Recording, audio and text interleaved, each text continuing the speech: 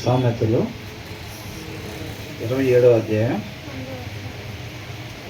9వ వచనం నుంచి ధ్యానించుకోవాలి.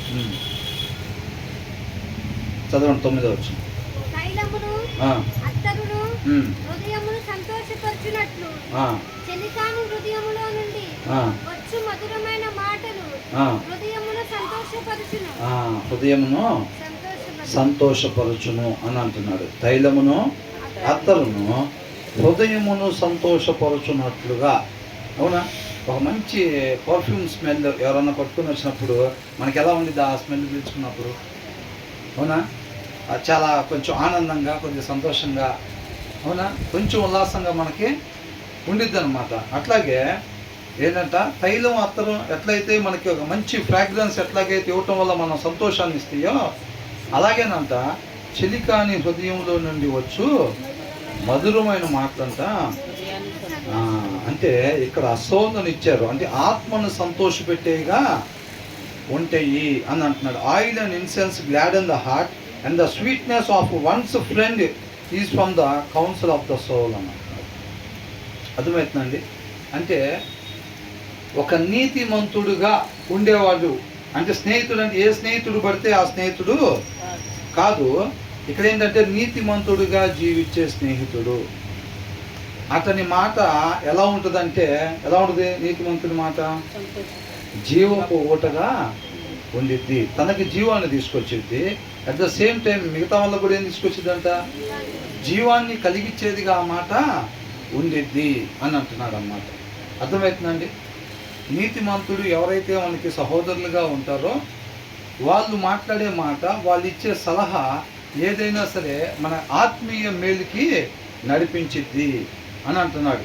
కాబట్టి తైలము అత్తరు ఎలాగైతే హృదయానికి సంతోషాన్ని ఇస్తాయో, నీతిమంతుడుగా ఉండే వాళ్ళంతా వాళ్ళు పలికే మాట మన ఆత్మకి సంతోషాన్ని తీసుకొచ్చిద్ది, తండ్రి దగ్గరికి చేర్చేదిగా ఉండిద్ది అని అంటున్నాడు. అంటే మనం ఎలా ఉండాలి? మనకి ఎందుకు చెప్పారు ఈ మాట?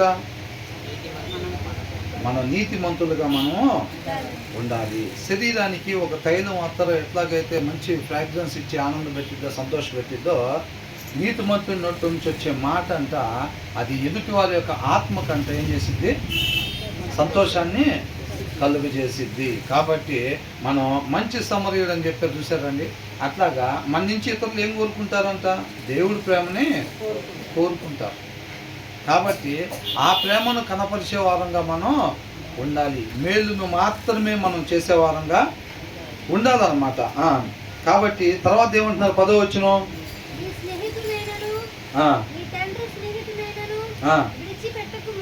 ఏ స్నేహితుడు? ఇప్పుడు మనం 9వ వచనంలో మాట్లాడుకున్నాం, చూసారండి? And the council of a friend is sweetness to the soul. ఎదుటి వారి యొక్క ఆత్మకి సంతోషాన్ని కలుగజేసే ఆలోచన, ఆ యొక్క మాటలు పలుకుతారు, చూసారండి? ఆ స్నేహితుని గురించి 10వ వచనంలో చెప్తున్నారనమాట. అర్థమవుతుందండి? అలాంటి స్నేహితుడు అంట ఏం చేయకూడదంట? నీ స్నేహితుడినైనను, నీ తండ్రి స్నేహితుడినైనను అలాంటి వాళ్ళని విడిచిపెట్టుకోకూడదండి ఎప్పుడైనా. అర్థమవుతుందండి? నీతిమంతులుగా మన సహోదరులు ఎవరైతే ఉంటారో మన చుట్టుపక్కల, వాళ్ళని ఎప్పుడు కూడా మనం ఏం చేయకూడదంట? విడిచిపెట్టుకోకూడదు.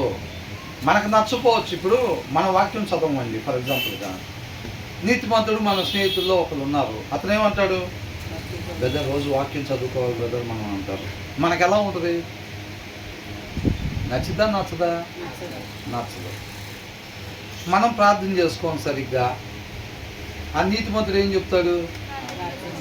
మనం బాగా ప్రార్థన చేయాలన్నా, మనమే ఈ లోకానికి వెలుగు ఉప్పు అంటాడు. అన్నప్పుడు మనకి ఎట్లా అనిపించింది? మనకి ఏదైతే చేయటం ఇష్టం పుట్టదో పెద్దగా, దాని అవతల చెయ్యాలన్నప్పుడు మనకి ఇష్టం అనిపించదు. అప్పుడు ఆ స్నేహితుడిని మనకు నచ్చకపోయినా ఆ స్నేహితుడిని ఏం చేయకూడదంట? విడిచిపెట్టుకోకూడదు. అర్థమవుతుందండి? అలాంటి స్నేహితుడిని అంట మనం విడిచిపెట్టుకోకూడదు. అది నీ స్నేహితుడినైనను, నీ తండ్రి స్నేహితుడినైనను, నీ కుటుంబస్తులు అట్లాంటి స్నేహితులు ఎవరికన్నా ఉన్నట్లయితే కనుక అయినా సరే అట్లాంటి వాళ్ళని విడిచిపెట్టకూడదు అని అంటున్నాడు అనమాట.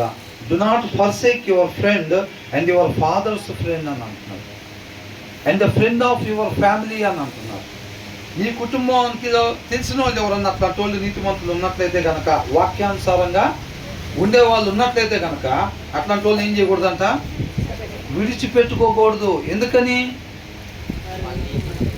వాళ్ళు ఈ శరీరానికి తైలము అత్తరు ఎలాంటి ఆనందాన్ని అయితే ఇస్తాయో మన ఆత్మకి వీళ్ళు ఏం చేస్తారంట, అలాంటి ఆనందాన్ని ఇస్తారు. ఆత్మ ఎప్పుడు సంతోషపడుద్దండి? జీవానికి నడిపించే మాటలు ఎప్పుడైతే దానికి అదే ఆహారం. ఆత్మకు ఆహారం ఏంటి? దేవుని వాక్యమే. నీతిమంతుడి నోట్లో నుంచి ఏమొస్తుంది? అది జీవపు ఓట, జీవానికి నడిపించింది అది మనల్ని. అలాంటి స్నేహితుల్ని కానీ అట్లాంటి వాళ్ళని మన కుటుంబ సభ్యుల్లో పెట్టడం దేవుడు మనకి ఇచ్చిన గొప్ప భాగ్యం అన్నమాట. అలాంటి వాళ్ళని ఎప్పుడు కూడా అంత మనం విడిచిపెట్టుకోకూడదు. అర్థమవుతుందండి? తర్వాత ఏమంటున్నారు దాని కింద?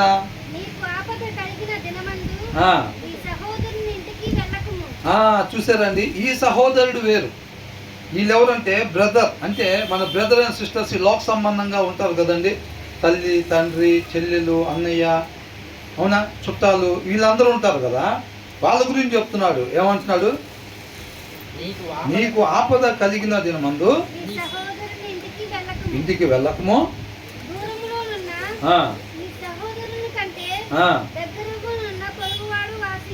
దగ్గరలో ఉన్న ఎవరండి చూడాలండి దయచేసి. నేను లేకపోతే మళ్ళీ ఫస్ట్ నుంచి చెప్తా, 9వ వచనం నుంచి. ఫస్ట్లో చెప్పేవాడిని అట్లా మరలా చెప్పిస్తున్నారు నా చేత. మీరు డిస్టర్బెన్స్ చేశారంటే మాత్రం ఇంకేం లేదు. ఇంకా అది ఎక్కడో ఎన్నో వచనం దాకా చివరి వచనం దగ్గరికి వెళ్దాం, మళ్ళీ ఫస్ట్ నుంచి వస్తా అంతే. కాబట్టి మీరు ఎవరంట? దూరంలో ఉన్న, దగ్గరలో ఉన్న పొరుగువాడు వాసి అని అంటున్నాడు. అదేంటంటే do not forsake your friend and your family and your father's friend and do not go to your brother's house. లోక సంబంధంగా ఉంటారు చూసారండి. లోక సంబంధంగా ఇప్పుడు అక్క, చెల్లెలు, తమ్ముడు, అన్నయ్య, ఇలాంటి వాళ్ళు, చుట్టాలు, బావ, బామ్మది, లేకపోతే ఇట్లాంటి వాళ్ళు ఉంటారు కదండి. వాళ్ళకి ఇంటి దగ్గరికి వెళ్ళే కన్నా మనకు ఆపద వచ్చినప్పుడు అంటే ఎక్కడికి వెళ్ళాలంట? In the day of your calamity better is a neighbour who is near than a brother. అంటే నీ తోటి నీతిమంతుడు. అర్థమవుతుందండి? ఇందాక అనుకున్నాం చూసారా, ఆత్మకి సంతోషాన్ని తీసుకొచ్చేవాడు, ఆత్మకి ఆనందాన్ని తీసుకొచ్చేవాడు, ఆత్మని జీవం వైపు నడిపించే సహోదరుడు ఎవరైతే ఉన్నారో వాళ్ళని వదిలిపెట్టుకోవద్దు. ఒకవేళ మీ చుట్టాలు 10 ఇళ్ళ అవతలు ఉంటే కనుక, మీ ఇంటి పక్కన మీకు చుట్టం కాకపోయినా ఒక నిజమైన ఆత్మీయుడు ఉంటే కనుక, నీకు ఇబ్బంది వచ్చినప్పుడు, నీకు సమస్య వచ్చినప్పుడు ఏంటంట, నీకు చుట్టాలయ్యా వాడి దగ్గరికి నువ్వు వెళ్ళేదానికన్నా ఒక ఆత్మీయుడు, ఎవరైతే నిజంగా ఆత్మీయుడు ఉంటారో, నిజమైన విశ్వాసం ఉంటారో వాళ్ళ దగ్గరికి వెళ్ళటము నువ్వు మంచిది. నువ్వు వెళ్ళాల్సింది అక్కడికి అని అంటున్నాడు. అర్థమవుతుందండి? ఎందుకని ఆయన దగ్గర ఏముంటుంది? Better is a neighbour who is near than a brother who is far away. దేనికి far away? To the word of God. వాక్యానికి దూరంగా ఉన్న వారికి అంటే నీకు అవ్వచ్చు సొంత తమ్ముడు కావచ్చు, సొంత అన్నయ్య కావచ్చు, సొంత అక్క కావచ్చు, సొంత తల్లిదండ్రులు కూడా కావచ్చు. అర్థమవుతుందండి? వాళ్ళందరికన్నా మిన్న ఎవరంట? నీతిమంతుడు, నిజమైన విశ్వాసి, నిజమైన ఆత్మీయుడు. ఆయన ఎవరిలో నాటబడి ఉంటాడు? వాక్యమయ్యున్న దేవునిలో, వాక్యమయ్యున్న దేవునిలో నాటబడి ఉంటాడు. ఆయన గుణ లక్షణాలు ఉంటాయి. అర్థమవుతుందండి? ఆయన దగ్గర ఏం దొరికింది? అంత సీటుకి ఏముంటుంది అంత? మరి తల్లిదండ్రుల కన్నా, సొంత అన్నదమ్ముల కన్నా, రక్త సంబంధికుల కన్నా ఈయన దగ్గరికి వెళ్తావు నువ్వు మంచిది అని అంటున్నారు. ఎందుకనంట? ఆయన ఎక్కడున్నాడంటే, ఇందాక పాడారా లేకపోతే ఎవరో పాట, తల్లి కుండునా, అవునా? కాబట్టి కన్న తల్లికి ఉండదంట, అన్నకు ఉండదంట, ఎవరికి ఉండదంట. ఆ ప్రేమలో నాటబడి ఉంటాడు నీతిమంతుడు.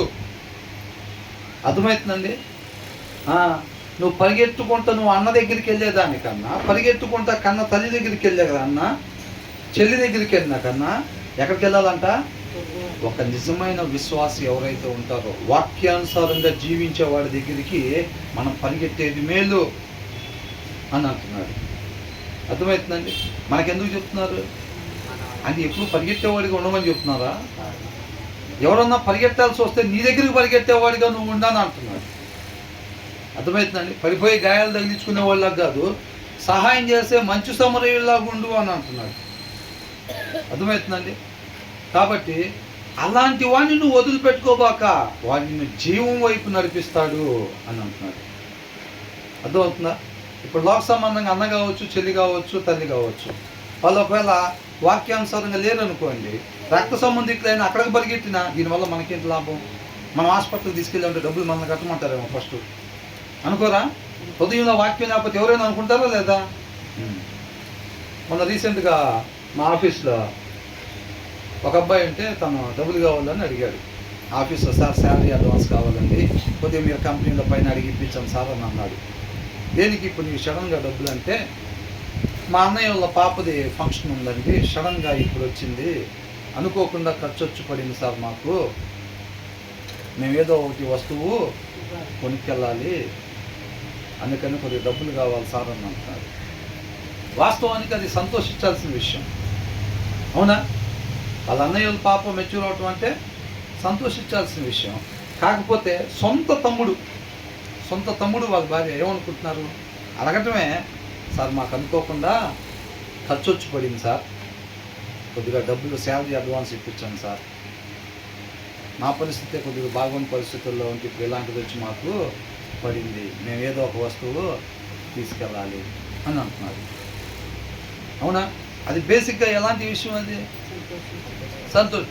ఇప్పుడు కాకపోతే వాళ్ళు ఏం చేస్తారు, ఏదో శాలరీ అడ్వాన్స్ ఇప్పిస్తారు, తీసుకుని షాప్ దగ్గరికి కూడా ఏమనుకుంటారు, ఈ నెల శుభ్రంగా సరుకులకు వచ్చాయి, లేకపోతే ఈ నెల రెంట్కి వచ్చాయి మనకి, ఇప్పుడు ఇట్లా జరగటం వల్ల మనం ఈ డబ్బులు అప్పు చేసి వస్తువు కొనుక్కు తీసుకెళ్ళాల్సి వస్తుంది అని చెప్పి షాప్లోకి వెళ్ళినా కూడా భార్య భర్తలు అంతే అనుకుంటారుగా, తీసుకుంటారు.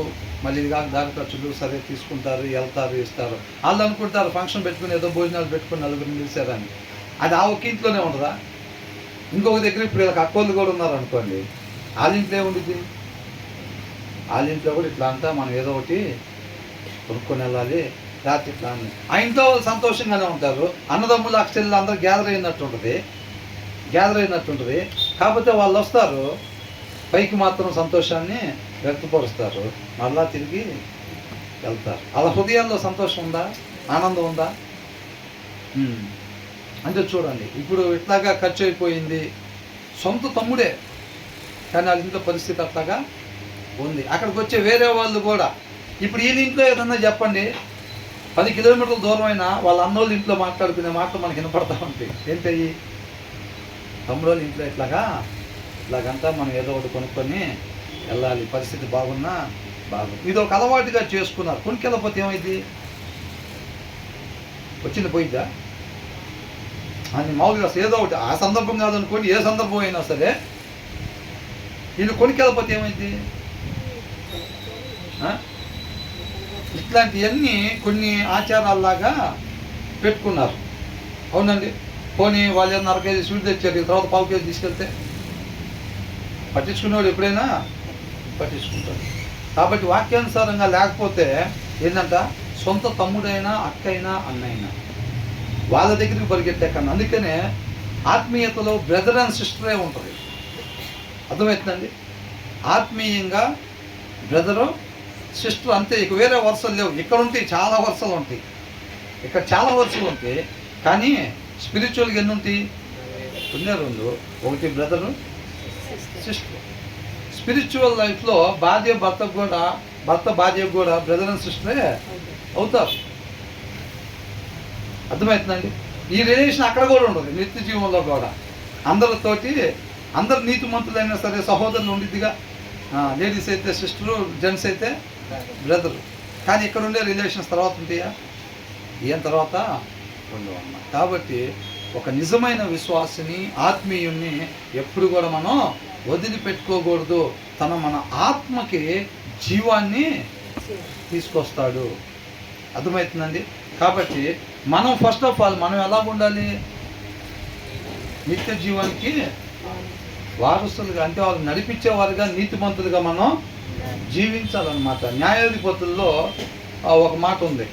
మా పాప చదువుతో మధ్యాహ్నం అడిగింది, డాడీ ఇప్పుడు అంటే చదివి డౌట్ వచ్చినప్పుడు డౌట్ డైరెక్ట్ కలగకుండా ఏమనిందంటే, ఇప్పుడు నీకు ఒక విషయం తెలుసు అనుకో డాడీ, నువ్వు నాకు అది చెప్పలేదు అనుకో, నువ్వు నాకు అది చెప్పలేదు, నువ్వు చెప్పకపోవడంతో నేను తప్పు చేశాను అంటే తప్పుగా నడుచుకున్నాను, అప్పుడు పనిష్మెంట్ నాకు వచ్చిద్దా లేకపోతే నీకు వచ్చిద్దా నువ్వు చెప్పనందుకు అనింది. ఇప్పుడు ఏంటి విషయం అని అన్నా. ఏంటి విషయం అంటే ఇక్కడ ఇట్లా ఉంది, న్యాయాధిపతులు 2వ అధ్యాయంలో చదువుతా, నన్నుగా నువ్వు తెలుసుకొని నీ కుమారులకి వాళ్ళ కుమారులకి చెప్పాలని ఉంది.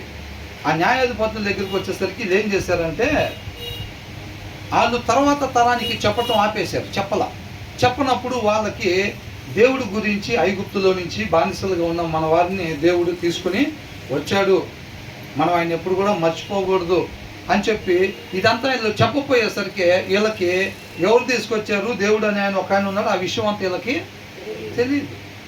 తెలియకపోయేసరికి వీళ్ళు ఏం చేశారంటే 2 విగ్రహాలు పెట్టుకున్నారు. 2 విగ్రహాలు పెట్టుకొని వీళ్ళు స్టార్ట్ చేశారన్నమాట. ఎందుకని? ఎక్కడ జరిగింది మిస్టేక్? ఆ ముందోళ్ళు చెప్పలేదు వీళ్ళకి. దేవుడు చెప్పాడా లేదా అప్పట్లో ఏమని? ఈ పండగలన్నీ ఎందుకు చేయమని చెప్పాడు? నీ పిల్లలు నిన్ను అడిగినప్పుడు ఎందుకు నాన్న ఈ పండగ మనం చెయ్యాలి అని అన్నప్పుడు, నాన్న మన తల్లిదండ్రులు పూర్వీకులు అప్పుడు ఇలా బానిసలుగా ఉన్నప్పుడు దేవుడు మనల్ని కనికరించి మనల్ని అక్కడి నుంచి తీసుకుని వచ్చారు, విడుదల దయచేసిన తర్వాత మనకి ఆయన వాగ్దానం ఇచ్చిన దేశం కనాన్ దేశంలోకి మనల్ని నడిపించారు, దానికి గుర్తుగా మనం ఇలా చేస్తామని ప్రతిదీ కూడా పిల్లలకి చెప్పమని చెప్పి ఆ పండుగలు జరుపుకోమని చెప్పాడు. అప్పట్లో వీళ్ళు ఏం చేశారంటే చెప్పటం మానేశారు. చెప్పపోయేసరికి వాళ్ళకి తెలియకాదు దారి తప్పిపోయారు అన్నమాట. అర్థమవుతుందండి? ఇప్పుడు ఇక్కడ కూడా ఏంటంట, నీతిమంతులుగా మనము జీవించాలి, మన మాట జీవపు ఓటలాగా ఉండాలి, మన ప్రవర్తన కావచ్చు, మన చూపు కావచ్చు, మన మాట కావచ్చు ఎదుటి వారిని జీవం వైపు నడిపించేదిగా ఉండాలి, వాళ్ళ ఆత్మకు ఆహారాన్ని ఇచ్చేదిగా మన మాట ఉండాలి. అలా ఉండాలంటే ఫస్ట్ ఆఫ్ ఆల్ మనం ఎక్కడ ఉండాలి? నిజమైన విశ్వాసిగా మనం ఉండాలి, నిజమైన ఆత్మీయుగా మనం ఉండాలి, ఆ క్రీస్తులో నాటబడినోడిగా మనం ఉండాలి. అప్పుడే అలాంటి స్నేహితుల్ని వదిలిపెట్టుకోబాక ఎప్పుడు నువ్వు అని అంటున్నారు. అర్థమైందని? నీ చుట్టాల్లో ఉన్న నీ తండ్రి స్నేహితులైనా నీ స్నేహితులైనా అలాంటి స్నేహితులు మాత్రం ఎప్పుడు కూడా విడిచిపెట్టుకోవద్దు, అంత విలువ కలిగిన స్నేహితులు వాళ్ళు అంటున్నారు. చుట్టాల కన్నా ఇక్కడ చూసారండి, నీకు దూరంలో ఉన్న మీ అన్నయ్య కన్నా అని అన్నాడు. అన్నయ్య అంటే ఇక అక్కైనా కావచ్చు, చెల్లైనా కావచ్చు, తల్లైనా కావచ్చు, తండ్రి అయినా కావచ్చు, ఎవరైనా సరే వారందరికన్నా కానీ ఎవరంట? నీతిమంతుడిగా జీవించే వ్యక్తి, ఒక ఆత్మీయుడు. తనేమనుకుంటాడంటే, యేసుక్రీస్తు వారు ఏ రీతిగా అయితే ఈ ఆత్మను నశించుకోవటం ఇష్టం లేదనుకుంటాడు, నేను ఆ పరిస్థితుల్లో ఉంటే జనాల నుంచి ఏం కోరుకుంటానో అది చేస్తాడు ఆ నీతిమంతుడు ఎప్పుడైనా ఇతరులకు. అర్థమవుతుందండి? నేనున్నాను అనుకోండి అలాంటి అవసరతల్లో, నాకు ఎవరన్నా వచ్చి ఇలా చేస్తే బాగుండు అని అనుకుంటాం చూసారండి, అది చేస్తాడనమాట నీతిమంతుడు. వాక్యంలో కూడా రాస్తుంది కదా, ఇతరులు నీకేం చేయాలని నువ్వు ఆశపడతావో నువ్వు ఇతరులకు అది చెయ్యి. అర్థమవుతుందండి? కాబట్టి మనం దేవుని ప్రేమతో ఇతరులు నన్ను ప్రేమిస్తే బాగుండు అని ప్రతి మనిషి పొరుగు మనిషి నుంచి కోరుకుంటూ ఉంటాడు. కాబట్టి మనం ఆ వాక్యమై ఉన్న దేవుని పోలి మనం జీవించాలి. ఆయనలో నాటుబడి ఉన్నట్లయితేనే మనం అలాగా జీవిస్తాము. అలాంటి స్నేహితులుగా మనమందరం ఉండాలన్నమాట. మన చుట్టుపక్కల ఉండే వాళ్ళకి, వాళ్ళు ఏ క్యాస్ట్ అయినా సరే, ఏ రిలీజియన్ అయినా, ఎవరైనప్పటికీ కూడా మనం అలాగే ఉండాలి. ఒక నిజమైన విశ్వాసలాగా, నిజమైన ఆత్మీయుడి వల్ల మనం ఉండాలి అని అంటున్నారు. అర్థమవుతుందండి? ఎవరినైనా వదిలిపెట్టుకోవచ్చులే కానీ మనల్ని మాత్రం వదిలిపెట్టుకోవటానికి ఇష్టపడకూడదు. అలాంటి వ్యక్తులుగా మనము ఉండాలి అని అంటున్నారు అన్నమాట. శరీరానికి తైలము అత్తర ఎలాగైతే ఆనందాన్ని ఇచ్చిద్దో, ఆత్మకి ఏంటంట అలాంటి జీవం వైపు నడిపించే ఆనందాన్ని, సంతోషాన్ని ఆ స్నేహితుడు, నిజంగా జీవించే నీతిమంతుడైన స్నేహితుడు అలాగా ఉంటాడు. అలాంటి వాడిని ఎప్పుడు కూడా విడిచిపెట్టుకోకూడదు అని అంటాడు. మనకు నచ్చినా నచ్చకపోయినా, మన వాక్యం చదవకపోతే అలా చదవమని చెప్పేవాళ్ళు అనుకోండి, అయినా సరే వాళ్ళని విడిచిపెట్టుకోకూడదు ఎప్పుడు కూడా. అర్థమవుతుందండి? అలాంటి వాళ్ళని దేవుడు మన పక్కన ఉంచడం గొప్ప భాగ్యంగా ఎంచుకోవాలి మనం. తర్వాత ఏమంటున్నారు? జ్ఞానము సంపాదించి నా హృదయమును ఆ, అప్పుడు నన్ను ఆ, నిందించు వారితో ఆ. నేను ధైర్యముగా మాట్లాడుదును. ఏంటంట ఏమంటున్నారు? బీ వైజ్ మై సన్, జ్ఞానం కలిగి నడుచుకో. జ్ఞానం కలిగిన వాళ్ళు ఎట్లా నడుచుకుంటారండి? వాక్యానుసారంగానే వాక్యానికి విరుద్ధంగా నడుస్తారా? ఉండే రెండు దారులు, అవునా? To miss the mark is sin. నడవాల్సిన దారిలో నడవటం నీతిమంతుడిగా జీవించటం, అది కాకుండా వేరొక దగ్గర అడుగు పెట్టడం మూర్ఖునిగా జీవించటం, అంతేనా? కాబట్టి బీ వైజ్, జ్ఞానవంతునిగా నువ్వు జీవించు. జ్ఞానవంతుడు ఎలా జీవిస్తాడు? వాక్యానుసారంగానా వాక్యానికి విరుద్ధంగానా? వాక్యానుసారముగా జీవిస్తాడు. ఆ జ్ఞానం ఎక్కడి నుంచి వచ్చింది? ఆయన నోట నుంచి వచ్చింది. ఆయన నోట నుంచి వచ్చింది దేవుని వాక్యము. ఆ వాక్యము ఎవరైతే శ్రద్ధ కలిగి చదువుతారో, నేను ఉండాల్సిన విధానము వాక్యము కాబట్టి నేను ఎలాగుండాలో దీంట్లో రాసి ఉండేది, నేను చక్కగా చదివితే దాని ప్రకారంగా నేను ఉండాలి అని ఎవరైతే శ్రద్ధగా చదువుతారో అప్పుడు దేవుడి జ్ఞానం వాళ్ళకి వచ్చింది. దాని ప్రకారంగా వాళ్ళు ఉండాల్సిన రీతిగా మాత్రమే ఉండేటట్టుగా నడుచుకుంటారు అన్నమాట వాళ్ళు, అవునా? కాబట్టి be wise my son and bring joy to my heart అని అంటున్నారు. మనం ఉండాల్సిన రీతిగా ఉండటం వలన దేవుడికి ఏం కలిగిద్దంట? సంతోషం, ఆనందం కలిగింది. ఒక మనిషి తను ఉండాల్సిన రీతిగా ఉంటున్నప్పుడు దేవుడికి ఏంటంట? సంతోషం. ఎందుకంటే ఆ మనిషి ఉండాల్సిన రీతిగా ఉంటున్నప్పుడు తండ్రి దగ్గరికి చేరుకోవాల్సిన ప్రదేశానికి చేరుకుంటాడు అన్నమాట, అవునా? ఏ ఆత్మ కూడా నశించిపోవటానికి ఇష్టం లేదు. కాబట్టి అందరూ కూడా ఏ ఉద్దేశం కొరకు సృష్టింపబడ్డారో ఆ ఉద్దేశం కొరకే జీవించాలి. దేవుని ప్రేమ కలిగి ప్రతి ఒక్కళ్ళు జీవించాలి అని అంటున్నాడు. జ్ఞానం కలిగి ఉండే వాళ్ళు అలా జీవిస్తారనమాట వాక్యానుసారంగా. నువ్వు అలా జీవించినట్లయితే గనక నా హృదయం ఎంతో సంతోషంగా ఆనందంగా ఉండిద్ది అని అంటున్నారు. ఎవరు చెప్తున్నారు ఈ మాట? ఎవరు చెప్తున్నారు? కాబట్టి ఏంటంట, తల్లిదండ్రులకు కూడా ఎప్పుడు ఆనందం కలగాలంట? 3 ప్లేట్లు టిఫిన్ చేసినప్పుడు ఆ పిల్లోడు బిర్యానీ మొత్తం ఒక్కడే తినేస్తానా? మరి ఎప్పుడు తన పిల్లలంట వాక్యానుసారంగా నడుచుకుంటున్నారు అని వినినప్పుడు అంట తల్లిదండ్రులకి సంతోషం, ఆనందం కలగాలి. అంతకన్నా ఇక ఆనందం, వేరొక ఆనందం లేదు ఇంక వేరొక విషయంలో. తన పిల్లలు వాక్యానుసారంగా ఉంటున్నారనే విషయం వాళ్ళు ఎప్పుడైతే వింటారో అప్పుడు వాళ్ళకి నిజమైన ఆనందము కలిగిద్ది అని అంటున్నాడు. ఇక్కడ దేవుడు కూడా అదే మాట చెప్తున్నాడు. ఏమంటున్నాడు? నువ్వు ఉండాల్సిన రీతిగా ఉండటం వలన నా హృదయము ఎంతో సంతోషంగా ఆనందంగా ఉండిద్ది. ఎందుకంటే మీరందరూ కూడా అప్పుడు తండ్రి దగ్గరికి చేర్చబడతారు, తండ్రితో సమాధాన పడతారు. ప్రతి మనిషి కూడా తండ్రితో పాటు ఉండటం కోసమే దేవుడు సృష్టించాడు, అవునా? కాబట్టి అది చూసినప్పుడు యేసయ్యకి ఎలా ఉంటుందంట? ఎంతో ఆనందంగా సంతోషంగా ఉండిద్ది. తర్వాత ఏమంటున్నాడు? కాదు, అప్పుడు ఎప్పుడంట? మనము జ్ఞానము కలిగి వాక్యానుసారంగా నడుచుకున్నప్పుడు. అర్థమవుతుందండి? మనం జ్ఞానం లేకుండా వాక్యం చదవకుండా తిరుగుతున్నాం అనుకోండి, మనం ఏమైంది? దేవుడు ఏమనుకుంటా ఉంటాడు?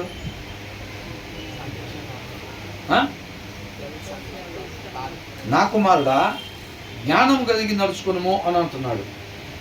మనం జ్ఞానం లేకుండా, అంటే జ్ఞానం ఎప్పుడు ఉండదు? దేవుని వాక్యం చదవకపోతే జ్ఞానం మనకి, ఆయన జ్ఞానం ఉండదు.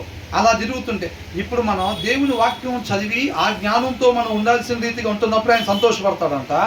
మన వాక్యం చదివి దాని ప్రకారంగా నడుచుకుంటుంటే ఆయన సంతోషపడేటప్పుడు మన వాక్యం చదవకుండా తిరుగుతున్నాం అనుకోండి, దేవుడికి ఏమైంది చెప్పండి? అది ఎవరు చెప్పింది? బ్రదర్ ఏంటంట? మనం వాక్యం చదవకుండా తిరుగుతుంటే దేవుడికి ఏమనిపించిందంట? నీట్గా టిక్ టాక్ రెడీ అవి ఉండొచ్చు, పౌడర్ కొట్టుకొని నీట్గా భలేగా నాలా కటింగ్ చేయించుకొని ఉండొచ్చు కాక మనం వాక్యం చదవకుండా తిరుగుతున్నాం అనుకోండి, ప్రార్థన వాక్యం ఇదేమి లేకుండా తిరుగుతుంటే దేవుడికి ఏమైందంట? బాధ కలిగించిన వాళ్ళంగా, దుఃఖం కలిగించే వారంగా మనము ఉంటాము. అలా కాకుండా నువ్వు చక్కగా నా మాటలు మనిషి నడుచుకోవాల్సిన విధానం దేవుని వాక్యం కాబట్టి ఆయన కృపను బట్టి మనకి దేవుడు ఇచ్చాడు అనమాట. దీన్ని చదువుకొని దీని ప్రకారం నువ్వు ఎప్పుడైతే ఉంటావో అప్పుడు నా హృదయానికి ఎంతో ఆనందము, సంతోషము. అప్పుడు నన్ను నిందించు వారితో నేను ధైర్యముగా నా యోగుని చూసావా అన్నాడా లేదా? ఎందుకన్నాడు? యథార్థవంతుడు, నీతిమంతుడు, చెడుతనాన్ని విసర్జించిన వాడు. తిరస్కరించాడు అపవాది దేవుని వాక్యాన్ని, అవునా కదా? తిరస్కరించాడు. తిరస్కరించిన వాడి దగ్గర దేవుడు ఏమంటున్నాడు? ఇది చాలా రోజుల నుంచి డౌట్ వాస్తవానికి. యోబు గ్రంథం చదివాంలే కానీ ఆ దేవదూతలతో పాటు అపవాది కూడా వచ్చాడు. వచ్చినప్పుడు ఫస్ట్ దేవుడే మొదలు పెడతాడు, స్టార్ట్ చేస్తాడు. ఏమని? నా యోబుని చూసావా అని అంటాడు. అంటే ఎక్కడి నుంచి వచ్చాడు అంటాడు. నేను కింద అటు ఇటు తిరుగుతా ఇక్కడికి వచ్చానని అంటాడు. అన్న తర్వాత నా యోబుని చూసావా అని అంటాడు. దేవుడు ఎందుకని అట్లాగా అన్నాడు? అపవాది ఏం అడగలేదు కదా యోబు గురించి కానీ, లేకపోతే ఇట్లాగా అనేది ఒక క్వశ్చన్గా ఉండేదన్నమాట. దానికి సమాధానం ఇదే. దాని సమాధానం ఇదే. ఏంటంట? జ్ఞానము కలిగి ఒక మనిషి ఉండాల్సిన రీతిగా మాత్రమే ఉండేటప్పుడు దేవుడి హృదయం ఎంతో సంతోషంగా ఆనందంగా ఉండిద్ది. ఒక వ్యక్తి వాక్యం చదవకుండా ప్రార్థన చేసుకోకుండా తిరుగుతుంటే దేవుడు, ఎందుకంటే ఆత్మ నశించిపోబోతుంది. అర్థమవుతుందండి? దేవుడు ఎంతో బాధపడేవాడిగా ఉంటాడు, దుఃఖపెట్టే వాళ్ళంగా ఉంటాం అనమాట. అలా కాకుండా మనం వాక్యానుసారంగా మనిషి ఉండాల్సిన రీతిగా ఉంటున్నప్పుడు అంటే దేవుడి హృదయం ఎంతో సంతోషంగా ఉండిద్దంట. అప్పుడు ఏమంటున్నాడు? యోబు అలా జీవిస్తున్నాడు కాబట్టి అపవాది తిరస్కరించినాడు కదా దేవుడి మాటని, దేవుని తిరస్కరించినాడు కాబట్టి వచ్చి నుంచున్నప్పుడు ఏమంటున్నాడు? అప్పుడు I can answer any one who treats me with contempt అని అంటున్నాడు. నన్ను ఎవరైతే తిరస్కరించారో, నా మీద నిందలేశారో వారికి నేను సమాధానం చెప్పగలుగుతాను. అర్థమవుతుందండి? నా యోగుని చూసావు ఎలా ఉన్నాడో, యథార్థవంతుడు, నీతిమంతుడు అంటే సాకులు చెప్పాను. ఏమంటున్నాడు? అది ఇచ్చావు, ఇది ఇచ్చావులే, అందుకని అట్లా ఉన్నాడు. ఇది తీసేస్తే ఎప్పుడో దూషించి దూరం అయిపోతాడు, వాటి కోసంలే కానీ నీ గొప్పతనం ఏమీ కాదు అని చెప్పాడు. తీసేస్తే వెళ్ళిపోయాడా? ఏమి వెళ్ళిపోవాలా? అర్థమవుతుందండి? కాబట్టి ఈ మాట మనకి ఎందుకు చెప్తున్నారు? మనం ఎలా జీవించాలంట? మన సృష్టికర్త యొక్క హృదయాన్ని సంతోషపెట్టే వారంగా, ఆనంద పెట్టే వారంగా మనం ఉండాలి అని అంటే జ్ఞానము కలిగి అని అంటే దేవుని వాక్యము తెలుసుకొని ఆ సారాంశం ప్రకారంగా మనం నడుచుకునే వారంగా ఉండాలి. అర్థమవుతుందండి? వాక్య సారాంశం ప్రకారంగా మనం నడుచుకునే వారంగా ఉండాలి. వాక్య సారాంశం ప్రకారంగా నడుచుకోవటం అని అంటే ఒక మనిషి ఉండాల్సిన రీతిగా ఉంటున్నట్టుగా, నీతిమంతునిగా ఉంటున్నట్టుగా. అర్థమవుతుందండి? ఆత్మను అనుసరించి నడుచుకునేవారుగా ఉంటున్నట్టుగా వాళ్ళు దేవుని పిల్లలు అనబడతారు. రేపు వాళ్ళు తండ్రితో పాటు యుగ యుగాలు ఉండేవాళ్ళు అనమాట. అర్థమవుతుందండి? ఇందాకేమని అన్నారు? ఇందాక కూడా నీతిమంతుని వలె జీవించాలి. అలాంటి స్నేహితుని ఎప్పుడు కూడా మనం విడిచిపెట్టుకోకూడదు. 9-10 వచనాల్లో 11వ వచనంలో ఏమని అంటున్నారు? జ్ఞానము కలిగి నడుచుకో. ఏ జ్ఞానం? లోక జ్ఞానమా? దేవుని జ్ఞానము కలిగి మనము నడుచుకోవాలి.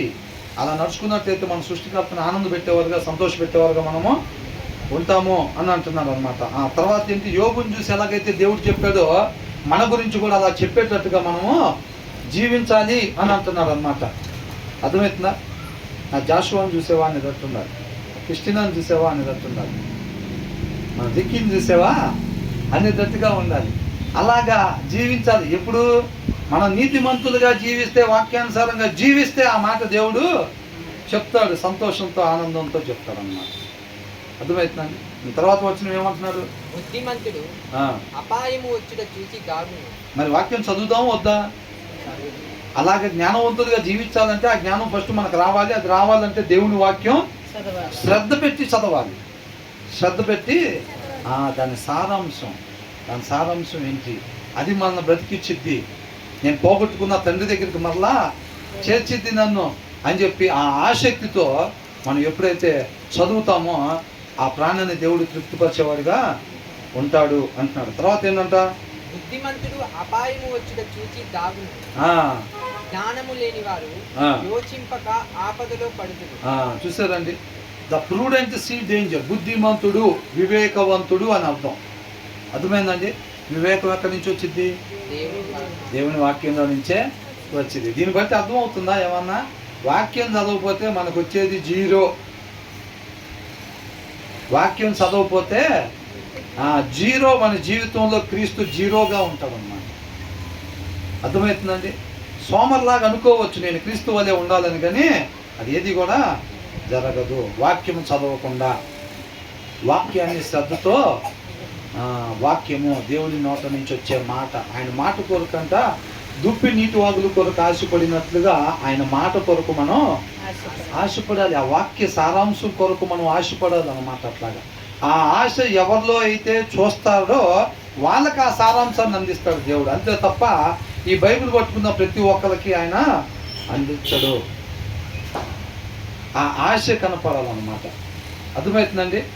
ఆశ లేకుండా ఊరకనే ఫార్మాలిటీగా చదువుదామని చదివితే 3 అధ్యాయాలు చదివినా 30 అధ్యాయాలు చదివినా సారాంశం మాత్రం మనకి దొరకదు. ఆ సారాంశం దొరకకపోతే 30 అధ్యాయాలు చదివినా వద్దనుకున్న పనులే చేస్తూ ఉంటాము. అంతకుముందు నీళ్ళల్లో మునిగి లేకపోక ముందు ఉండే గుణలక్షణాలే మనల్ని నడుపుతూ ఉంటాయి. అర్థమవుతుందండి? ఆ ఆసక్తి ఉండాలి. ఆసక్తి ఏంటంటే నేను ఎందుకోసం అయితే సృష్టింపబడ్డానో దాని కొరకు మాత్రమే నేను జీవించాలి అనే ఒక భయము, వణుకు మనలో ఉండాలమ్మా. ఆయన కృపను బట్టి మనకిచ్చే ప్రతి క్షణం కూడా దాన్ని ఎలాగలా ఉపయోగించడం కాదు, మనకు నచ్చినట్టుగా ఉపయోగించడం కాదు. ఆయన హృదయాలోచన ఆయన ఎందుకు ఇచ్చాడో ఇచ్చిన ఆయన తెలీదా? అంటే పర్పస్ లేకుండా ఓర్నే ఇచ్చేస్తాడా? ఒక క్షణం ఆయుష్ మనకి, ఒక దినం ఆయుష్ ఓర్నే ఇచ్చేస్తాడా? ఆ క్షణము ఆ దినం వరకు ఆయనకు ఒక పర్పస్ ఉండిద్ది అనమాట. దాని కొరకు మాత్రమే దాన్ని నేను ఉపయోగించాలనే ఒక ఆశ, భయము, వణుకు మనలో ఎప్పుడైతే ఉండిద్దో అప్పుడు దాని కొరకు మాత్రమే మనం ఉపయోగించేటట్టుగా ఆయన మనల్ని నడిపిస్తాడు. అది మన వల్ల అయ్యే పని కాదు. మనం ఏంటంటే ప్లాన్లు గీస్తాం ఊరకనే. మనిషికి ఆలోచన ఏంటంట అనేకము. ఆ ప్లాన్లు వాటికి ఇస్తాం మనం. పలకాల్సింది మాత్రమే పలికిచ్చేది ఆయన అన్నమాట. అర్థమవుతుందండి? కాబట్టి ఇక్కడ వివేకవంతుడు ఏం చేస్తాడంట? ద ప్రూడెంట్ సీస్ డేంజర్ అని అంటున్నాడు. చూస్తాడు, చూడగలుగుతాడు. అవివేకి రాబోయే ఆపదను చూడలేడు. అర్థమవుతుందండి? ఏంటంట? The prudent sees danger and hides himself. ఏం చేస్తాడంట? Sees danger. ఆపద వచ్చేటప్పుడు వివేకవంతుడు ఏం చేస్తాడంట? ఆ వివేకం తనకు ఉండటం వల్ల దాన్ని చూడగలుగుతాడు, చూసి తను భద్రపరుచుకుంటాడు. అర్థమవుతుందండి? తను ఏం చేస్తాడంట? భద్రపరుచుకుంటాడు. ఎక్కడ? ఆశ్రయ దుర్గంలో భద్రపరుచుకుంటాడు. ఇంకెక్కడ దాక్కున్నా అపవాది అటాక్ చేస్తాడు. ఒక ప్లేస్లో తప్ప. ఇక్కడ దర్శనం ఉన్న ఒక ప్లేస్లో తప్ప ఎక్కడున్నా సరే అపవాది అటాక్ చేస్తాడు. అర్థమైందా? మనం ఎక్కడ ఉండాలంట? మరి వాక్యమై ఉన్న దేవుడే మనకి ఆశ్రయ దుర్గము. రక్షణ ఆయన యొద్ద నుంచి మాత్రమే వచ్చింది తప్ప ఇంకెక్కడి నుంచి కూడా రాదు. వివేకవంతుడు వాక్యాన్ని చదివేవాడు శ్రద్ధతో వాక్యాన్ని చదివి ఆయన మాట నుంచి ఆ వివేకాన్ని పొందుకుంటాడు. కాబట్టి తన వివేకవంతుడు కాబట్టి రాబోయే ఆపదను చూడగలుగుతాడు. అలా చూసినప్పుడు తాను ఆ వాక్యం అనే కవచం ద్వారా భద్రపరుచుకోగలుగుతాడు. But the simple go on అంటే ఆ వివేకం లేనివాడు ఏం చేస్తాడంటే ఆ ఆపద వచ్చేది గ్రహించుకోలేడు, చూడలేడు. అలాగే ముందుకు సాగిపోతూ ఉంటాడు. ఎలాగా? But the simple go on and suffer for it అని అంటున్నాడు. But the simple keep going. ఆపద చూడలేడు, గ్రహించలేడు కాబట్టి ఏం చేస్తాడు? తనకి ఆశ్రయ దుర్గం లేదు, తన డేంజర్. అదే నేను వాక్యం లేకుండా క్షణం ఉన్నానంటే గుమ్మంలో ఉంటాడు రెడీగా. నా హృదయంలో వాక్యం లేకుండా నేను క్షణం ఉన్నానంటే ఇమ్మీడియట్గా అటాక్ జరిగిద్ది. నా హృదయంలో క్షణం వాక్యం లేకపోతే దాంట్లో నుంచి స్వాభావికంగా ఉండే మూఢత్వం ఆ క్షణం నన్ను నడిపిద్ది. ఆ మూఢత్వం మంచిగా నడిపిద్దా, చెడుగా నడిపిద్దా? ఆ క్షణం మనం చెడుగా నడిచేటట్టుగా చేసిద్ది, చెడుగా ఆలోచన చేసేటట్టుగా చేసిద్ది, చెడుగా మాట్లాడేటట్టుగా చేసిద్ది. నువ్వు మాట్లాడిన మాట జరిగించాల్సిన నష్టం జరిగించేసిద్ది. అర్థమవుతుందండి? ఒక క్షణం లేదా ఒక 5 క్షణాలు లేదా ఒక 5 గంటలు, ఒక 5 రోజులు దేవుని వాక్యం మన హృదయంలో లేకపోవటం వలన ఆల్రెడీ అక్కడ మూఢత్వం పనిచేస్తూ ఉంటుంది. ఒక క్షణం మన హృదయంలో దేవుని వాక్యం లేకపోతే ఆ క్షణాన్ని ఏది లీడ్ చేసిద్ది? మూఢత్వం మనల్ని లీడ్ చేసిద్ది, మన హృదయాన్ని. దాని వలన కలిగే నష్టం మనం అనుభవించాల్సిందే. దావీదు హృదయంలో దేవుని వాక్యం లేనప్పుడు స్వాభావికంగా ఉన్న మూఢత్వం నడిపింది.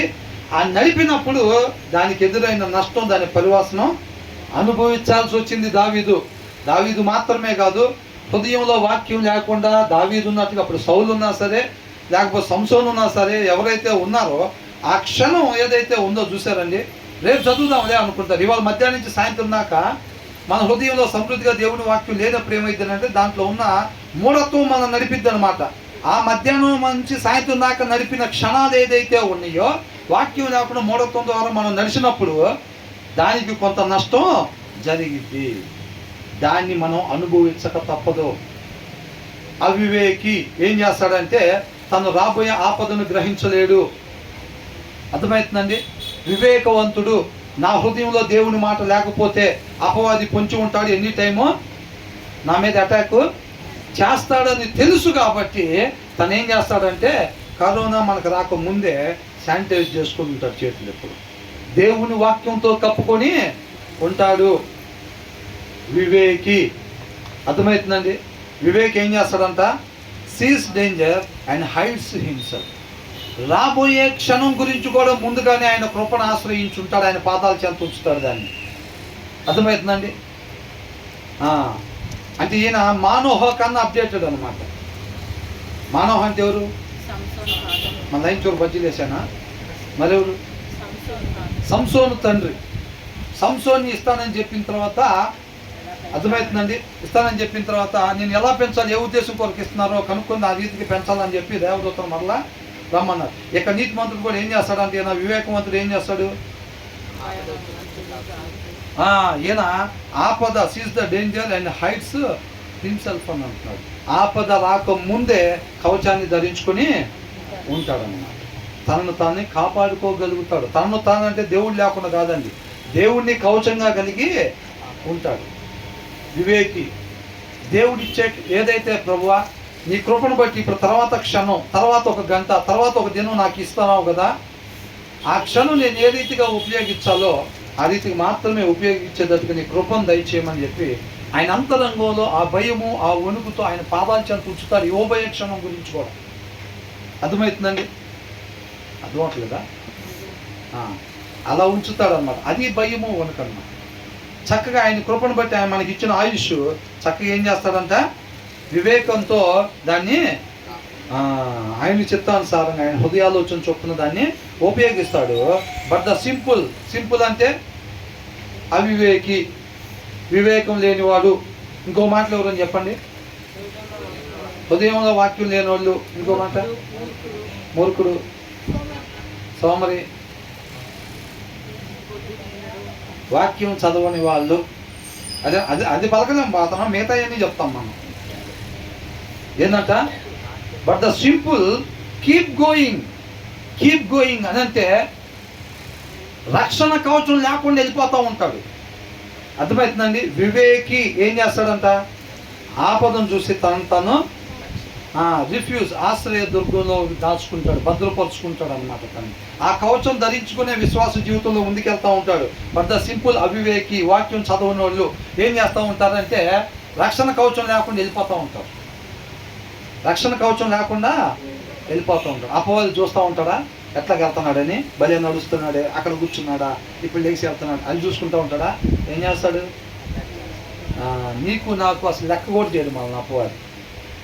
మన లోపల వాక్యమై ఉన్న దేవుడు ఉంటేనే మనల్ని టచ్ చేయలేడు తప్ప, వాక్యం లేకపోతే 7 అడుగులు ఉన్నా, 3 అడుగులు ఉన్నా, 300 కేజీలు ఉన్నా, 30 కేజీలు ఉన్నా పెద్ద లెక్కేమీ కాదు అటాక్ చేయడానికి అపవాది. అర్థమవుతుందండి? వాక్యం చదువులో ఏం చేస్తారంటే నిన్న చదవరు, ఇవాళ చదవరు, రేపు అంటే బజార్లో దీపం వెలిగించి ఆడబెడతారు. దీపం వెలిగించి బజార్లో పెట్టినట్టు అంటే గాలికి ఉపయోగం ఏమైనా ఉండిద్దా? అది ఎలుగుండిద్దా? అది ఆరిపోతుంది. ఆశ్రయం లేకుండా, రక్షణ లేకుండా దాన్ని ఊరకనే నడుపుతూ ఉంటారంట. ఏమైంది? Keep going and pay the penalty. ఆ క్షణము, ఆ గంట, ఆ దినము దేవుని వాక్యం తన హృదయంలో లేకుండా మూఢత్వం ద్వారా నడిపాడు కదా దాన్ని.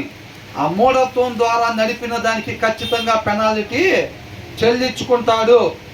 చెప్పులు తల మీద పెట్టుకొని ఏడ్చుకుంటా దావీదు కొండెక్కాడు. ఎందుకు ఎక్కాడు? కొన్ని క్షణాలు దేవుని వాక్యం తన హృదయంలో లేకుండా మూఢత్వం ద్వారా తన హృదయాన్ని నడిపాడు. అందుకు నీ కుటుంబస్తుల నుంచే నీకు ఆపద నేను కలిగిస్తాను అని చెప్పి దేవుడు చెప్పాడు. అవునా? అప్పుడు ఆయన కుమారుడు అబ్షాలోము నుంచి దావీదుని, నువ్వు దాని పనిష్మెంట్ అనుభవించకపోతే నువ్వు మరలా అనుకుంటావు ఇంకోసారి నేను తప్పు చేయకూడదని, కానీ చేస్తావు. నువ్వు ఆ పనిష్మెంట్ అనుభవించావు అనుకో, ఇంక నువ్వు చెయ్యవు. నీ అంతరంగం గాయాలు కలిగించే దెబ్బలంతా అంతరంగాన్ని సరిచేస్తాయి. నువ్వు అనుకున్నావు ఇక మీద నేను ఎప్పుడు చేయకూడదు అనుకున్నావు, నిజమైన పశ్చాత్తాపం పొందావు, కానీ దాన్ని పనిష్మెంట్ అనుభవించాలి. పనిష్మెంట్ అనుభవించకపోతే అనుకుంటావు, కానీ మరలా అదే చేస్తావు. కాబట్టి నువ్వు తప్పదు, కొండలకెళ్ళి పరిగెత్తాల్సిందే, నువ్వు ఏడ్చుకుంటూ కొండ ఎక్కాల్సిందే అని అన్నాడు. ఎందుకు జరిగింది అది? అదే పెనాల్టీ, పరివాసనం అనుభవిస్తున్నాడు అన్నమాట. దేనికి సంబంధించి? ఆయన కృపను బట్టి దావీదుకి ఇచ్చిన ఆయుష్లో కొన్ని క్షణాలు మనిషి ఎలా నడుచుకోవాలి? దేవుని మాట ద్వారా, పెట్రోల్ కారు పెట్రోల్ ద్వారా నడిచినట్టుగా, డీజిల్ కారు డీజిల్ ద్వారా నడిచినట్టుగా మనిషి ప్రతి క్షణం దేవుడు మాటను పెట్టుకొని నడవాలి. అవునా కదా? కానీ దావీదు ఏం చేశాడు? దేవుని మాట లేకుండా కొన్ని క్షణాలు మూఢత్వంతో నడిపాడు. ఆ నడిపిన తాలూకా పెనాల్టీ చెల్లించుకున్నాడు అన్నమాట. మనకెందుకు చెప్తున్నారు? దావీదు వరకు అలా డిజైన్ చేశారా? మనకు డిజైనింగ్ వేరుగా ఉంటుందా? ఎలా ఉంటుంది? ఖచ్చితంగా బాగానే ఉన్నానే, మొన్న చదివాను బాగానే నిద్ర పట్టింది బాగానే ఉన్నా, నిన్న చదవలేదు బాగానే నిద్ర పట్టింది బాగానే ఉన్నా, బాగానే ఉన్నట్టుగా ఉంటుంది అంతే. ఏ దావీదుకి బాగున్నట్టుగా అనిపించలేదా? కోటపైకి ఎక్కినప్పటికీ లేదు దేవుని వాక్యం, చూసేటప్పటికీ లేదు, పిలిచేటప్పటికీ లేదు, అనిపించింది చేసేటప్పటికీ లేదు. ఆయనకంతా బాగానే జరుగుతున్నట్టే ఉంది. నిన్నట్లాగనే, నిన్న దేవుని మాట నా హృదయంలో ఉన్నప్పుడు ఎలాగ జరుగుతుందో ఇవాళ కూడా అలాగే జరుగుతుంది. ఏమైంది? నాకు బాగానే ఉంది, కాళ్ళు చేతులు అంతా బాగానే ఉంది, కమ్మగా నిద్ర పడుతుంది, సంతోషంగా ఉంది, ఇంకా ఆనందంగా ఉన్నాడు. పండ్లు గిన్నెలు అన్నీ పంపించాడు మళ్ళీ ఆమె దగ్గరికి, వాళ్ళ ఆయన దగ్గరికి. వాళ్ళ ఆయన మీద ప్రేమతో కాదు, ఆమె మీద ప్రేమతో పంపించాడు. అవునా? బాగానే నిద్రపోతున్నాడు, బాగానే టిఫిన్ చేస్తున్నాడు, బాగానే ఉంటున్నాడు. వాక్యం చదివినప్పుడు ఎలాగుందో చదవనప్పుడు కూడా అలాగనే ఉంది. అంత మాత్రం నష్టం జరగలేదా? ఖచ్చితంగా జరిగింది. అర్థమవుతుందండి? ఖచ్చితంగా జరిగింది. మనం కూడా మన హృదయంలో దేవుని వాక్యం లేకపోతే ఆ క్షణాలు ఏవైతే మనం మూఢత్వం ద్వారా నడుపుతున్నామో దాని పెనాలిటీ ఖచ్చితంగా మనం కూడా చెల్లించుకోవాల్సిందే, అనుభవించాల్సిందే అని అంటున్నాడు. కాబట్టి ఇక్కడ ఎందుకు జరిగింది పొరపాటు అంతా? The prudent sees danger. వివేకవంతుడు ఆపదని చూస్తాడు, తనను తాను రక్షించుకోగలుగుతాడు, కాపాడుకుంటాడు. వాక్యమైన దేవుని యొక్క ఆశ్రయదుర్గంగా కలిగి ఉంటాడు, తనను కాపాడుకుంటాడు. అవివేకి డేంజర్ని చూడలేడు, ఏం చేస్తాడు? అలాగే తన హృదయంలో వాక్యం కలిగి ఉండకుండా, ఆశ్రయదుర్గం లేకుండా ముందుకి సాగిపోతూ ఉంటాడు. సాగిపోయి ఏమవుతాడు? ఖచ్చితంగా ఆపదలో పడిపోయి దానికి సంబంధించిన పెనాల్టీ చెల్లించుకుంటాడు. అవివేకి. అర్థమైందండి? వివేక్ అంటే ఎవరు? మరి వాక్యం చదివే వాళ్ళ, చదవని వాళ్ళ? మరి వాక్యం చదవని వాళ్ళు ఎవరు? అవివేకి. ఎంతమంది మరి దావీదు ఆ దినాల్లో ఏడ్చుకుంటా వెళ్ళాడు, పారిపోయాడు. దావీదును చూసి ఎంతమంది బాధపడ్డారో తెలుసా? దావీదు యుద్ధానికి వస్తున్నారంటే అవతల గడగడలాడిపోతారు. ఒక దగ్గర దాక్కోవడానికి వెళ్ళినప్పుడు కూడా దావీదు, నువ్వు ఫలానా సౌలు దాంట్లో ఉన్నవాడు దావీదువే కదా నువ్వు, అంతమంది పరాక్రమవంతుల్ని నాశనం చేయగలిగిన వీరుడివే కదా నువ్వు అని అడిగారు. అవునా? అలాంటి దావీదు పారిపోతుంటే చూడలేక బాధపడి ఏడ్చిన వాళ్ళు ఎంతోమంది. అర్థమైందండి? మన జీవితంలో కూడా అలా ఉండాలని ఎంతమంది అనుకుంటున్నారు? అలా అనుకునే వాళ్ళు ఉంటే వాక్యము ఇప్పటిలాగానే చదవకుండా ఉండండి. నాకు కూడా అలాంటి దినాలు ఉండాలి అని అనుకుంటే ఏంటంట? ఇప్పుడు చదువుతున్నారా? నాకు అలాంటి దినాలు రాకూడదు, అందుకని ఆ విషయం రాపిచ్చాడు. దావీదేం పెద్ద నీతిమంతుడు కాదు, ఆయనలో మచ్చ ఉందని చెప్పడానికి కాదు రాపిచ్చింది. దావీదు తప్పుడోడని చెప్పి దేవుడు మనకి తెలియపరచడానికి కాదు రాపిచ్చింది. ఆ తప్పు మనం చేయకూడదని రాపిచ్చాడు అంతే. అర్థమవుతుందండి? మా జీవితంలో అలాంటి దినాలు రాకూడదు. నువ్వు అక్కడ తప్పు చేసాను అనుకుంటున్నావు, అన్ని జనుల మధ్యలో నా నామాన్ని దూషించేటట్టుగా నువ్వు అవకాశం కలిగించావు. నువ్వు నా మనిషివి అని తెలుసు అందరికి. అలాంటప్పుడు నువ్వు ఆ పాపం చేయటం వల్ల అందరూ నిన్ను కాదు నన్ను దూషించారు అందరూ అని అన్నాడు దేవుడు. అవునా? మనం ఉండకూడని రీతికి ఉంటున్నప్పుడు ఎవరికి అవమానం కలుగుతుంది? దేవునికి అవమానం. మనకు కలిగేది మనం ఆల్రెడీ ధూళే. ఎవరు మనం? మన దుమ్ము ధూళి. మనం ఆల్రెడీ ధూళి. మన కొత్తగా వచ్చే అవమానాలు ఏమీ లేవు. మన చేత అయిందే అవమానపరుచుకోవటం తప్ప గణపరుచుకోవటం మన హిప్పుకి చేత కాదు. ఎప్పుడైతే మన జీవితం మీద అధికారం ఆయనకి అప్పగిస్తామో అప్పుడు ఆయన మనల్ని గణపరుస్తాడన్నమాట. ఆయన ఉంటుంది. అవునా? కాబట్టి వివేకం లేకపోతే మాత్రం నష్టపోయేవారుగా ఉంటాము. వివేకము కలిగి ఆయన్ని ఆశ్రయదుర్గంగా పెట్టుకుంటే మనం కాపాడుకోగలుగుతాం. రక్షణని కాపాడుకొని అంతం వరకు ఆ రక్షణ కొనసాగించుకునే వారుగా ఉంటాం. రక్షణ ఆయన యొద్ద నుంచి మాత్రమే, వాక్య సారాంశం యొద్ద నుంచి మాత్రమే. అదే మనల్ని కాపాడేది. లోక మాలిన్యం మనకు అంటకుండా, అపవాది బాణాలు మనకు తగలకుండా కాపాడాలంటే కేవలం వాక్య సారాంశం మాత్రమే కాపాడిద్ది. ఏది కూడా కాపాడలేరు. పిల్లల్ని తల్లిదండ్రులు కాపాడలేరు, అన్న తమ్ముళ్ళు అక్క చెల్లెలు ఎవరు కూడా కాపాడుకోలేరు, వాళ్ళు కాపాడుకోలేరు. కానీ వాక్యమైన దేవుడు మాత్రమే, ఆ సారాంశమే మనల్ని కాపాడిద్దాం. అర్థమవుతుందండి? ముందు వచ్చిన ఏం చూసామండి మనం? జ్ఞానవంతుడిగా మనం జీవించాలి. జ్ఞానవంతుడిగా వాక్యాన్ని అనుసరించి నువ్వు జీవించినట్లయితే నా కుమారుడా, నా హృదయానికి ఎంత ఆనందము, సంతోషం. ఎవరైతే వాక్యాన్ని అనుసరించకుండా ఉంటారో అప్పుడు నేను వాళ్ళకి సమాధానం, నీ జీవితం ద్వారా వాళ్ళకి నేను సమాధానం. అపవాది అనుసరించలేదు. యోబు జీవితం ద్వారా, నా యోబుని చూసావా ఎలాగున్నాడు చూసావా అని అంటున్నాడు. అర్థమవుతుందండి? అలా నీ గురించి నా గురించి కూడా చెప్పేటట్టుగా ఉండాలి. 9-10 వచనాలు ఏమన్నా చూసాం? నీతిమంతుని వలె మనం జీవించాలి. ఆ దేవుని ప్రేమ మనం కలిగి ఉండి, దాంట్లో నాటబడి ఉండి, అందరి పట్ల ఆ ప్రేమను మాత్రమే కనపరిచేవారుగా మనం ఉండాలి. అలాంటి వాళ్ళు మన సహోదరుల్లో ఎవరన్నా ఉన్నట్లయితే కనుక వాళ్ళని ఏమాత్రం కూడా విడిచిపెట్టుకోకూడదు.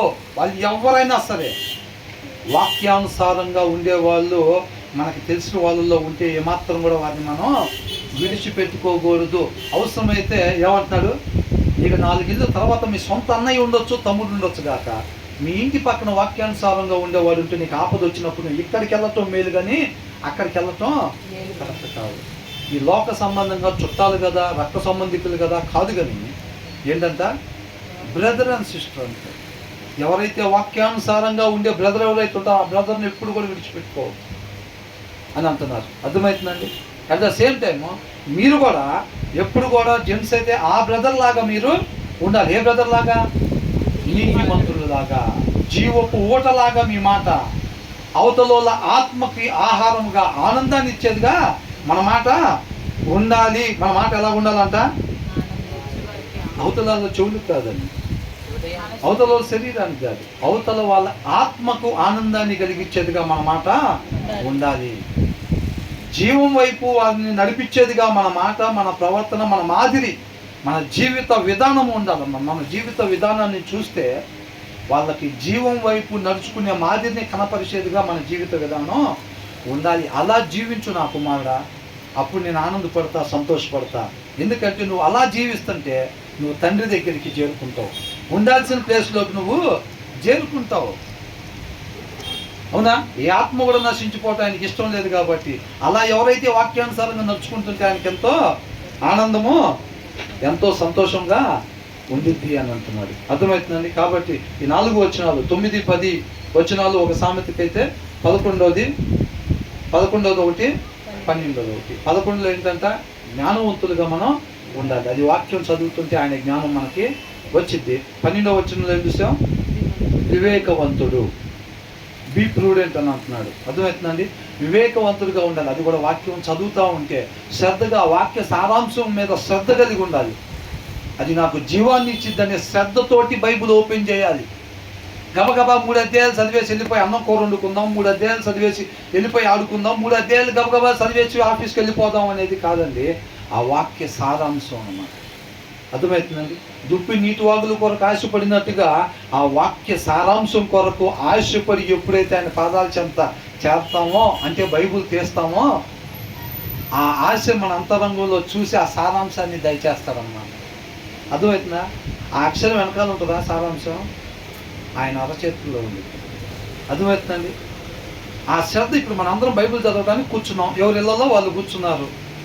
దుప్పి నీటి వాగుల కొరకు ఆశపడినట్లుగా ప్రభువా ఆ సారాంశం కావాలి నాయన, అదే నాకు జీవాన్ని ఇచ్చేది అని చెప్పి ఎవరైతే ఆశపడి ఎవరింట్లో వాళ్ళు కూర్చొని బైబిల్ చదువుతూ ఉంటారో ఆ ఆశను చూసి ఆ సారాంశాన్ని వేస్తాడు వాళ్ళ హృదయం. అర్థమవుతుందండి? ఆ ఆశ లేకుండా మనం ఎక్కడ కూర్చొని చదివినా సరే ఆ సారాంశం మనకి దొరకదు. ఆ సారాంశం ఆయన మనకు అందించాలంటే ఆ ఆశ మన హృదయంలో కనపడాలి ఆయనకి. దాన్ని హార్డ్ వర్క్ అంటున్నారు. అర్థమవుతుందండి? కష్టపడాలి, ఆత్మీయ సోమరులుగా ఉండకూడదు, కష్టపడాలి. ఒక అరగంట సేపు, ఒక గంట సేపు, ఒక గంటన్నర సేపు దాని సారాంశం కోసం నువ్వు వెతుకుతుంటే ఇష్టపడి ఆ సారాంశాన్ని నీకు ఇస్తాడు. అర్థమవుతుందండి? దాన్ని హార్డ్ వర్క్ అంటున్నారు, అది కష్టపడటం అంటున్నారు. అలా కష్టపడేవాడికి దక్కాల్సిన ముద్ద ఇది. ఏం ముద్ద? సారాంశపు ముద్ద. అవునా? వాళ్ళకి దక్కాల్సిన ముద్ద ఇది, సోమరులకి ఇచ్చేది కాదు అంటున్నాడు. 3 నిమిషాల్లో 3 అధ్యాయాలు చదివేసే వాళ్ళకి ఇచ్చేది కాదు ఇది. 1,00,000 1 కోటి కాదు ఇచ్చేది. ఇది ఏంటంట? సారాంశం, వెలకట్టలేదు. అర్థమవుతుందండి? ఆ శ్రద్ధ ఉండాలి, ఆ ఇంటెన్షన్ ఉండాలి. నా బతుకు ఉద్దేశం అదే. దానికి తెలుసు అడ్రస్. దేనికి తెలుసు? ఆ వాక్య సారాంశంకి నేను ఏ పర్పస్ మీద సృష్టింపబడ్డానో దానికి తెలుసు అడ్రస్. ఏ సత్క్రియలు నా ద్వారా జరిగించాలని ఆయన ఇష్టపడి నన్ను రక్షించుకున్నాడో దానికి తెలుసు ఆ సత్క్రియలు ఏంటన్నది. ఎప్పుడైతే దాని కొరకు నేను దప్పికొని ఉంటానో అప్పుడు దాన్ని చూసి నా హృదయంలో ఆయన వేస్తాడు. అడ్రస్ తెలిసింది అది, కాబట్టి అది నడిపించింది నన్ను. ఎక్కడెక్కడికి వెళ్ళాలి, నేను ఎవరితో మాట్లాడాలి, ఎంత సమయం గడపాలని ఆయన ఉద్దేశించి నన్ను సృష్టించాడో అనుకుంటున్నాం కదా. 1982 దగ్గర నుంచి పలానా టైం దాకా. అవునా? నేను ఎక్కడెక్కడికి వెళ్ళాలి, ఏమేమి చేసి ఆయన నామాన్ని మహింపరచాలి, ఆయన తోటి పనివాడికి ఆయన రాజ్య స్థాపనలోకి నాకు అవకాశం ఇచ్చాడు ఆయన కృపను బట్టి. ఆ కార్యాలు నెరవేర్చే అడ్రస్ దానికి తెలుసు అన్నమాట. దాని కొరకు ఆశపడాలి. అది లేకపోతే ఏం లేదు, ఎల్లవారం సైడు వెళ్ళిపోయి నశించిపోయే వారంగా ఉంటామన్నమాట. ఆ ఉద్దేశంతో అది శ్రద్ధ కలిగి వాక్యం చదవటం అంటే అది. అంతే తప్ప ఊరికనే చదువుకుంటూ పోతే ఏదో వచ్చేసింది నాకు 3 అధ్యాయాలు పటాపటా చదివేసి ఆయన ఆనందపడి ఉంటాడు, ఆయన ఇష్టపడి ఉంటాడు, ఏదో ఒకటి ప్రమోషనో లేకపోతే ఆరోగ్యమో లేకపోతే ఏదో ఒకటి స్వస్థతలో, మా పిల్లలకి సంబంధాలు 3 అధ్యాయాలు చదివాను కదా, ఏదో ఒకటి దానికి సంబంధించిన ఆశీర్వాదం నాకు ఇస్తాడు అనుకుంటే పొరపాటే. ఏమీ ఇవ్వడు. 100 అధ్యాయాలు చదివినా ఇవ్వడు అసలు. నువ్వు ఒక్క వచనమే చదివినా మనలో ఆ ఆశ ఎప్పుడైతే ఉండి చదువుతామో అది దాన్ని ఆయన చూస్తే అప్పుడు ఇస్తాడు అన్నమాట దాని సారాంశం. అంతే తప్ప ఇలా చదివిన దాంతో ఒక్క వచనంతో సమానం కాదు. బైబిల్ మొత్తం చదివినా ఆ ఇంటెన్షను, ఆ ఆశ, ఆ శ్రద్ధ లేకుండా బైబిల్ మొత్తం చదివినా సరే ఈ వచనంతో సమానము కాదు. వాక్యాన్ని ఎప్పుడు కూడా అలాగ చదవాలి, అలాగ శ్రద్ధ పెట్టి చదవాలన్నమాట. అర్థమవుతుందండి? ఇదిగో ₹1,00,00,000 ముత్యమని ఎట్లా ఇస్తామా? వాళ్ళు కూడా ఇండియా ఒక చేతితో సింపుల్గా ఇట్లా పట్టుకుంటారా? మరి ఎలాగా? ₹10,000 ఫోన్, డాడీ ఇదిగో ఫోన్ డే ఇసుకు మాకు వస్తున్నా అంటాం. ఎంత అది కాస్ట్? మరి వాక్య సారాంశం దాన్ని ఎలా పట్టుకోవాలి అసలు మనం? హ్యూమిలిటీతో, అంటే మనల్ని పూర్తిగా ఉపేక్షించుకొని ప్రభువా నీ కృపే నాయన, అవునా, దాని ప్రకారంగా నువ్వు ఇచ్చే క్షణాన్ని నీ హృదయాలోచన చెప్పుడు మాత్రమే దాన్ని ఉపయోగించాలని ఆశపడుతున్నానని చెప్పి అంతరంగంలో కనపడాలి దేవుడికి. అది అర్థమవుతుందండి? అట్లాగా బైబిల్ ఓపెన్ చేస్తే ఆ సారాంశాన్ని ఇస్తారన్నమాట. అది జుంటె తేనె దారుల కన్నా మధురంగా ఉండేది. ఊరకనే ఫటాఫట్ 3 అధ్యాయాలు చదివేస్తే అది కాదు. అవునండి? దేవుడికి మహిమ కలిగింది.